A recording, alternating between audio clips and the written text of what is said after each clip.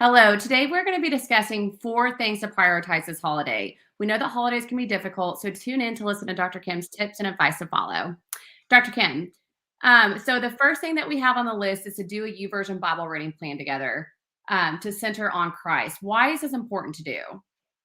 Well, I think anytime we put God into our marriage, things are going to be better. It helps us have a good perspective. It helps us, I think it draws us closer to each other and closer to Him. It puts God where He wants to be in the middle of our marriage. So all those things I think go along with it. And so when we're reading the Word together or reading a YouVersion plan together, I think it really is a good way to connect us. And then we try to not only just read it and set aside, but say, what did that say to us? How did that speak? Is there something, the next step for us out of reading that? And then I think it's a way to carry out what we have read. So I think it's a great thing. And there's so many great YouVersion plans now and on every topic. And certainly with holidays coming up, there's some great ones on the holidays.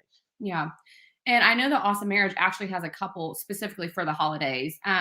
One of them is Seeking God's Direction, which is a 5-day plan. And then another one is for Christmas. It's an Awesome Marriage Christmas, and that's a 4-day plan. Do you want to talk a little bit about those? Yeah, those are, I mean, I think seeking God's direction is another just intentional way to put God first and to focus on Him. Christmas one is one of my favorite plans we've done just because I love Christmas so much. And so, and they're all short plans. And then when putting God first in your marriage. So those three, I think, are really appropriate for this time of year. And I think, it helps us focus on what God wants us to focus on, and that's on Him, and certainly at Christmas on the birth of His Son, and so, and then just even being thankful at Thanksgiving, and so I think it helps us. We can get so caught up in all the other things, Mhm. and then this really helps us come back and focus on the things that really are important. Yeah. We were just talking about that before we started on live. What we all forget, I think, sometimes is that, the holidays are not about just like how much stuff you can get, but how much you can give. And I think that Yeah. that's important to remember. Yes. Yes. I have So, a video I need to send to you. It is like last year, Nancy went shopping for Thanksgiving, and so she had all the stuff in the back of her car SUV, and she had the turkey back there. And so we live on kind of a slope. So she pulled up and stopped, and she lifted the lid, and I got this video of the turkey rolling out of the back all the way into the middle of the street. It's oh hilarious. It's no. hilarious. It was just so funny. Was she laughing at the time or was she a little bit upset?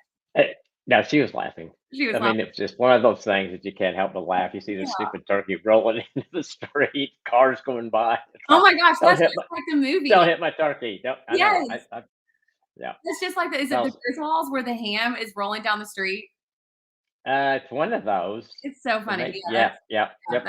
that's good. I would love It's to see that funny. video. So the second thing we're going to be talking about is to talk about expectations and stick with Mm. them. And why is this so important to do? Well, I think a lot of times we don't talk about our expectations. So I may have an expectation of Nancy or of how we're going to celebrate the holidays or who we're going to have, what we're going to do. And if I don't tell her about that and then just expect her to just magically know it, then we can get in some conflict.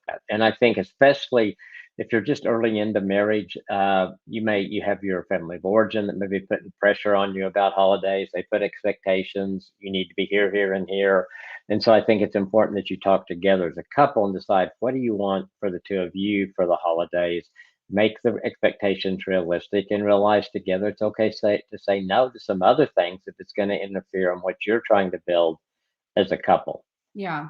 I think Boone and I's first holiday as husband and wife, or first Christmas as husband and wife, we ended up going to, I want to say 5 or 6 different houses in one Yeah, day. And it was so stressful and it was so overwhelming. And I remember at the end of that night, we both looked at each other and we were like, we can never do this again because right. we weren't able to enjoy it. We weren't able to really celebrate what it was all about. So we weren't Yeah. pieces. We were rushing through town, trying to take all of our gifts, and it was just so stressful. And so we decided that night, we were like, we are going to make a plan every year and we're just going to stick with it. That's so good. And I think most couples do it like you guys did the first year because you don't know any better. Yeah. But you made the adjustment after that. And so, yeah, I can remember us doing the same thing and being exhausted and think, what happened? We didn't even, one year we tried to fly, Nancy's family was in Houston. So we did my family Christmas Eve. We did stuff with my grandparents Christmas morning. We went to the airport and our flight got canceled. We sat for 6 hours with a 3-year-old in the airport. Finally got in Houston like 10 o'clock that night. And it was just, we thought, no, we're never doing Never doing that this again. again. Yeah. Yeah. So yeah, I think find what works for you, and you got to have time to enjoy each other and enjoy the holidays. And you'll have time with family. It just doesn't have, people may have to be a little more flexible than maybe they want to be. So if I am a newlywed and I would prefer to spend Christmas with my family, but my husband prefers to spend Christmas with his family, how do we meet in the middle? I think you can make a. I've seen couples do different things. Sometimes you alternate. Okay, this year we're going to do my tradition. Next year we'll do your tradition, and then flip a coin of who you start out with, or start with the ladies because that's a nice thing to do. I think you can do that. I think you can also say what's the most important. Let's write the traditions that your family has and my family has. Write them down, and then rate them. Each one of you rate them as an importance to you. So maybe you have one or two of the things that are tens. Okay, is there a way for us to make those, and that we can't do all of them. So Yeah, let's. And I think sometimes it helps to prioritize it, because then it's like, okay, yeah, I'll make the sacrifice so we can do that, and you can make the sacrifice so we can do that, and try to work it out. And I think too, just knowing that it's okay to ask your family to, maybe the tradition has been to do something Christmas Eve at noon, and you say, hey, can we do it later in the afternoon, or can we move it to that night for this year, and then next year you can do that, and try to get everybody working together. It makes it, I think it's harder the more family you have in the city yeah, you live in, yeah, because everybody has the expectations nothing will change. If somebody lives away, well, then it's pretty easy to say, we'll go your family one year and we'll stay with my family the other year. yeah. So what if it's in the opposite position to where we've been married for 20, 30 years and we've had these very specific traditions for forever and we're ready to try something new? How is there a way to go about that? Do we have to talk with our kids first? How do we handle that? I think, yeah, it's amazing at how adult kids love the traditions. My kids do, and so yes, we would want to sit down with them too. Even though we want something that we think would be good for us, we want to include them in and not make them feel like we're dumping them or something like that, which we wouldn't do, because we love the family time together. But it's also okay to say, hey, we want to try something different, and maybe say we're going to try something different this year. But change is hard for us, especially around holidays. We attach so much to it, and there's emotions attached to it. So it's not just like saying we're going to have dinner at a different time. It's like, no, we've always had it at this time, and we go to church right after, and we do this and that, and we do this at home before we come. And so it's a lot of change that goes on, and so getting everybody on the same page takes a little work. And I think it's, honestly, if you're going to make changes where we are today, it's almost too late to do that for this year. I think those kind of things need to be talked about this summer, Okay. because nobody's really Focus. geared up for it yet. And so it's easier to get a yes, yeah, we'll do that, than it is to, after people already start thinking about Thanksgiving and Christmas and trying to change now. It seems like it's more threatening, harder to do. That's a great idea. I love that. Talking about it earlier than later. Yes, Well, yes. what kind of expectations do you and Nancy have around the holidays? And have you guys changed them in the 50 plus years of marriage that you've had? Our expectations, we want time with family. We want Mhm. time, just the two of us together. Um, our tradition that we do Christmas Eve at our home, and then everybody comes over Christmas morning. It was really worked out interesting for us, because both of our kids that they married, the in-laws, their traditions were Christmas Day and Christmas night. So it worked real good. We were able to continue to do what we had done with the kids growing up, and then they leave probably, they come over early and we have brunch, and then they leave probably 10 or 11 o'clock, and then they're gone, and they spend the night out, all that kind of stuff the next day. And so, and at first, when it started, I thought, oh, we're going to be alone on Christmas afternoon, but we've learned to really love it. We'll either go to a movie, or we'll hang out, or we'll sometimes we take a nap, and it's just become, Yeah, we've turned that into instead of sitting around going, oh, I wish the kids were here. It's like, no, we're going to really enjoy this. We're going to have fun. good. And so Yeah, a lot of it is how we think about it in our mind and reframing it. And I think that's really important. absolutely. I completely agree with that. So the third tip that we have is to make time for each other and don't forget to schedule sex. What does this look like around the holidays? You can get caught up in so much stuff, and I was really bad about wanting to do everything that was available to do. If there was a show going on, a play, a concert, or something around the holidays, I didn't want to miss any of it. And I ran us ragged for a couple of years.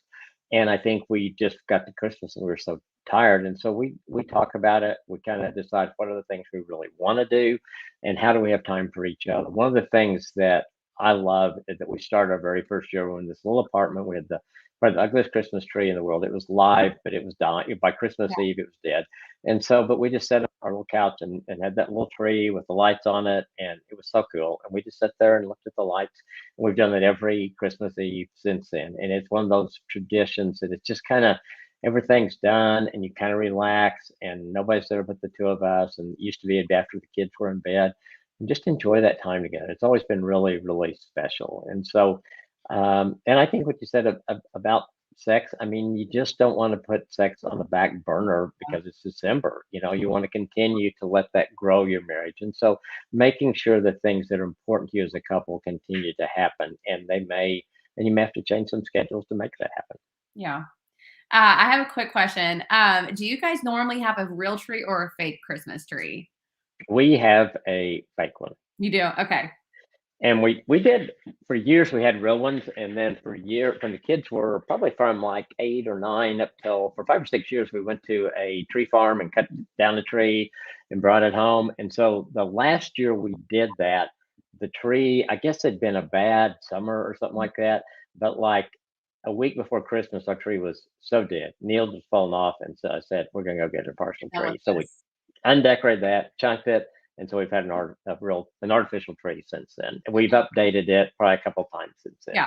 because the new ones are so cool. They just can do all kinds of Okay. things, and you don't have to put lights in. The first artificial we had was a huge tree, and you had to put the lights on yourself, and it would take me forever to do that. Oh, But yeah. That takes a long time. it was a long time. Yeah. So, so yeah. So, what about you guys? Artificial Well, or real? we've always had an artificial tree, but Boone he grew up with a real tree, and so he wants to get a real tree this year. So it's gonna be the Yeah, first real tree I will ever have. yeah. I don't It's know cool. Yeah, I don't know anything about them. I don't do you have to do anything to take care of them or just water Well, them? we always put ours in water. Yeah, put it in a water deal, and it depends on how healthy and fresh the tree is, how long it can stay up. And we've had them that have, we put up right after Thanksgiving, and they were still good all the way almost to New Year's. And then we've had them that you're just thinking, oh my gosh, we're barely going to make Christmas in this thing, you know. So, but it's something special about a real tree too. Yeah. I thought about putting a real tree, a small real tree on our patio Well, that's a good because idea. I like that, and I thought, well, that'd be good, and hopefully it will hold up better because it doesn't have the heat from your heating system Yeah, on it. that's a good idea. All right, well, our last tip of the day is to serve others around the holidays, and what does this look like for you? I think look for opportunities. Nancy and I sit down and we love giving and being generous at Christmas. And so we sit down, what do we want to give to? How do we want to help people? I love looking for an opportunity to be in the store and pay someone's bill or something like that. Just I don't know, just to surprise people and trying to find people that look like that they may really be kind of struggling. And Yeah, so to try to help them out. We just look for ways to do that. To what are the opportunities? And we've tried to get where we do things throughout the year. I think it's still we do more in December just because I think our focus is better and we get distracted the year. yeah, But yeah, giving to others is really kind of what it's all about. It's what God did for us, and it's kind of turning around and paying that forward in the way that we can, and that's in trying to help other people out. I yeah. love doing that. I love that so much. Well, if you guys have any more questions about what to do during the holidays, please feel free to comment below or send Dr. Kim an email. And that is unfortunately all the time that we have for today, but we will see you guys again next week. You guys have a great week. Thank you.